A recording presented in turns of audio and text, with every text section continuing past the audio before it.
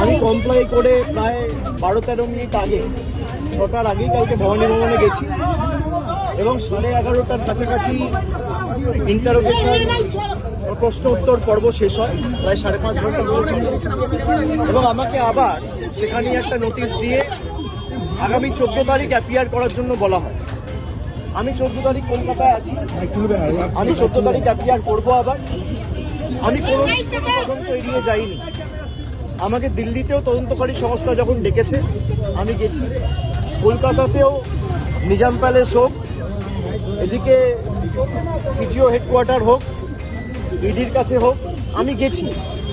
আমি সবসময় তদন্তে সহযোগিতা করেছি এবং আমার সামর্থ্য অনুযায়ী যতটুকু কেন্দ্রীয় তদন্তকারী সংস্থা বা এই মুহূর্তে দাঁড়িয়ে আপনি আপনার মতো করে যখন ইচ্ছা নিয়ে বলবেন যে আপনাকে ছাড়া কাউকে আমরা দেবো না। আমি যদি বাড়িতে না থাকি তাহলে আপনাকে অপেক্ষা করতে হবে আমার ফেরার জন্য। এখন প্রায় 7:20 বাজে, আমি বাড়িতে ঢুকেছি, আপনাদের সাথে কথা বলছি 5-10 মিনিট হয়েছে। 6-7টার মধ্যে আমি বাড়িতে ঢুকেছি।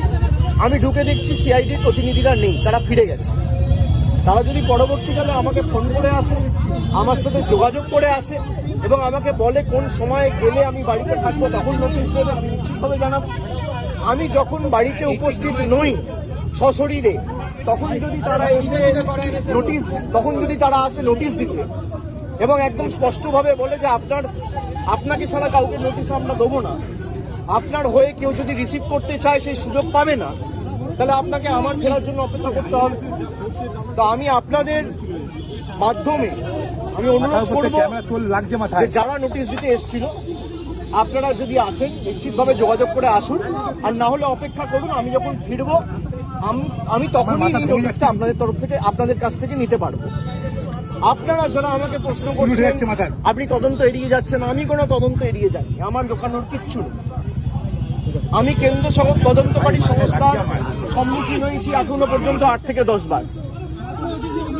যারা এতদিন ধরে তদন্ত চালাচ্ছে আমাকে যখনই ডেকেছে আমি গেছি।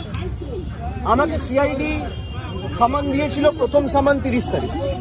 30 তারিখ বিকেলে আমার উপর আক্রমণ হয়, আপনারা দেখেছেন। 48 ঘন্টা আমি বাড়ি থেকে বেরোতে পারিনি।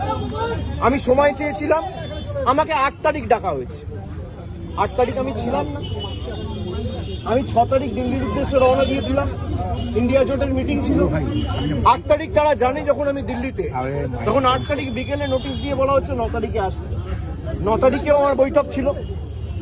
আমি গতকাল সঙ্গে সঙ্গে যখনই আমি কোর্টের নির্দেশ পেয়েছি আমি সঙ্গে সঙ্গে 6টার আগে গেছি এবং তারা যে প্রশ্নগুলো করেছে আমি তো এখানে আলোচনা করতে পারি না, যদিও আমি দেখছি মিডিয়া অনেক কিছু বেরিয়েছে। আমায় কি প্রশ্ন করেছে তদন্তকারী সংস্থার কাছে আর আমার সাথে কি আলোচনা হয়েছে এটা মিডিয়ায় চলে আসছে এবং আমি বাড়ি ফেরার আধ ঘন্টার মধ্যে আমাকে প্রথম প্রশ্ন কি করা হয়েছে, আমাকে দ্বিতীয় প্রশ্ন কি করা হয়েছে, আমাকে তৃতীয় প্রশ্ন কি করা হয়েছে, তার উত্তরে আমি কি বলেছি সব আমি দেখছি মিডিয়ায় রিপোর্ট হয়ে গেছে। আমি এটা নিয়েও আগামী দিন হাইকোর্ট মুভ করব। আমি যখন তদন্তে কি আলোচনা হয়েছে কারোর সাথে আলোচনা করছি না, তার মানে আমি ধরে নিতে পারি তদন্তকারী সংস্থার কাছ থেকে মিডিয়ায় এই খবরগুলো লিক হচ্ছে। যদি লিক হয়ে থাকে ইনভেস্টিগেশনের উদ্দেশ্য তো ঠিক না। সুতরাং আমি বারবার তদন্তকারী সংস্থা যেখানে আমাকে ডেকেছে আমি গেছি। আমি যদি কলকাতায় উপস্থিত না থাকি আমি তো যেতে পারি না। আমার সামর্থ্য অনুযায়ী যেখানে যখন প্রয়োজন হয়েছে যে মামলাই ডাকুন। আর এখন সরকার পাল্টেছে, এরা বিভিন্নভাবে মামলা